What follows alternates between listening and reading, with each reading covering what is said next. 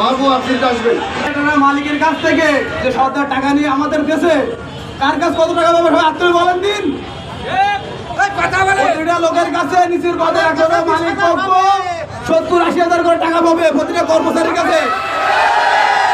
যদি এখন ভাড়া বন্ধ করি না এই টাকা কি সরকার দেবে? এই মালিক পক্ষ কি টাকা সরকার ছেড়ে দেবে? এই টাকা আমার টাকা কি সরকার ছেড়ে দেবে? এই টাকা দেওয়া লাগবে কার?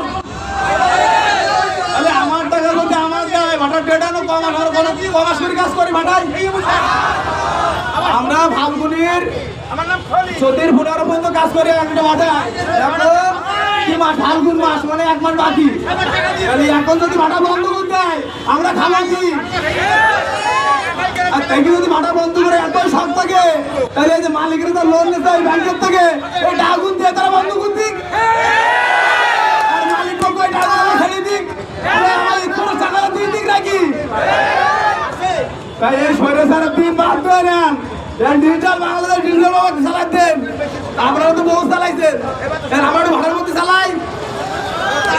এই বলে আমার বক্তব্য শেষ করলাম ভাই।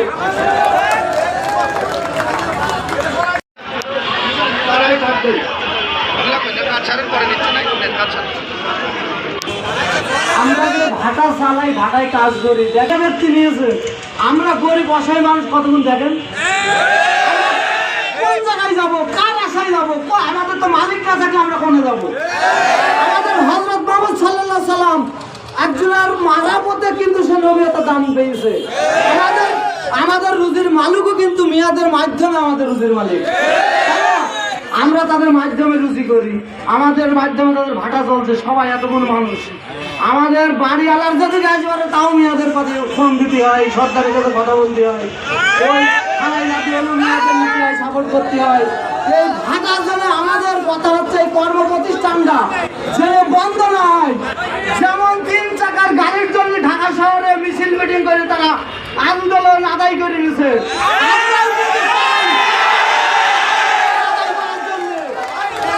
আমরা চাই না যেন সৈনিক শাসনের মতো আমাদের পরিবারকে চাপ সৃষ্টি করা না হোক। আমরা সবাই সুন্দরভাবে শান্তিভাবে বাস করতে চাই। আর যদি এই কর্মসূচি বন্ধ করেন, মাঠের গ্রামের গঞ্জে সব চাপটা ডাকাত সমস্ত কিছু দেখবেন, দেশ কিন্তু উত্তরত হয়ে যাবে। রুজি রুটির উপরে কেউ কখনোই হাত উঠাবেন না। সুন্দর কাজে আমাদের চলতে দেন, বাঁচতে দেন। আমরা এটাই চাই, একের পর এক বাংলাদেশকে পরিশ্রম কার্যকর হবে, ভাটা কল কারখানা বন্ধ করতে হবে, তারপরে মানুষ জনগণ করে যাবে। কল কারখানা, মিল কারখানা, ভাটা ইত্যাদি সবাই থাক, আমরা কাজ করি খাই। এই বলে আমার বক্তব্য আমি শেষ করছি। খুদা হাফেজ।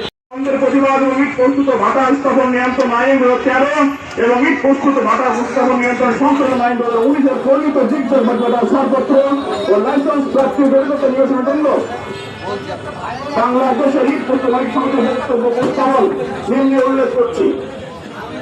1, 2013 700 মিটার নির্ধারণ করেছে। সুতরাং আমাদের জিজ্ঞাসা ভাটা জন্য উক্ত আইনের 8-3-এর ইউমো ধারায় বিশুদ্ধ এলাকার দূরত্ব 400 মিটার এবং 8-3-এর খয়ের বনের বন্ধ করতে হবে।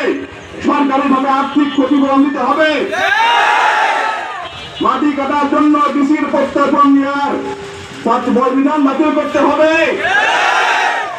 পরিবেশগত ছাড়পত্র, ট্রেড লাইসেন্স সহ অন্যান্য কাগজপত্র ইস্যু অথবা নবায়নের জন্য সময় কেন্দ্রীয় ইট প্রস্তুত মালিক সমিতির প্রত্যয়নপত্র বাধ্যতামূলক ভাবে আমাদের মেয়র আমাদের থেকে টাকা নিয়েছে, সে টাকা দেবে কে? কথা বলেন, মেয়র কি করে দেবে? আমরা কি করে খাবো? আর আমাদের যে ভাড়া বন্ধ করা হবে, আমরা ভবিষ্যতে কি করবো? তাহলে আমাদের ভবিষ্যতে যে কোনো কর্ম দেন 8 কোটি আমরা 8 কোটি শ্রমিক, এই শ্রমিকগুলো আমাদের কাজ দেন। কাজ না দিতে পারেন তাহলে ভাড়া বন্ধ করবেন, চাল দেবেন, ভাড়া বন্ধ করেন, যদি পারেন তাহলে ভাড়া বন্ধ করেন। এই কথা বলে আমি রাখলাম।